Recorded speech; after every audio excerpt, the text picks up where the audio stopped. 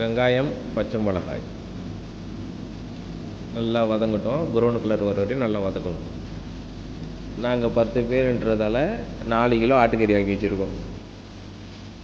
இஞ்சி பூண்டு, மல்லி இலை, மிளகாத்தூள்,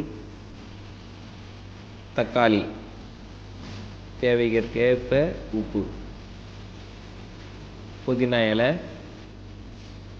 தேவைக்கேற்ப தயிர். எவ்வளோ அழகாக இருக்குது பாருங்கள், எவ்வளோ ரொம்ப கலர்ஃபுல்லாக இருக்குது பாருங்கள். பிரியாணி மசாலா தேவைக்கேற்ப தான் போடணும், அதிகமாக போடக்கூடாது. ஏற்கனவே நாங்கள் கறியெலாம் வேக வச்சுட்டோம், 3/4 வேக்காட்டில் இருக்குது.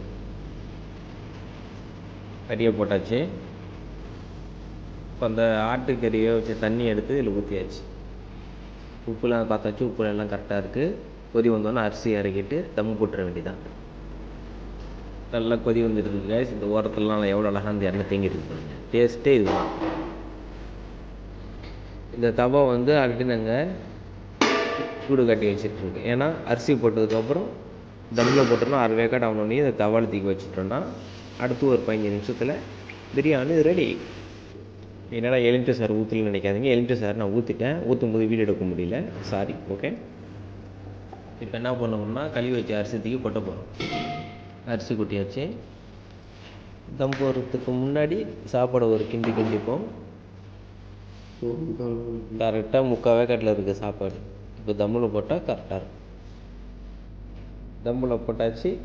நெக்ஸ்ட்டு ஓப்பன் பண்ணும்போது பார்ப்போம்.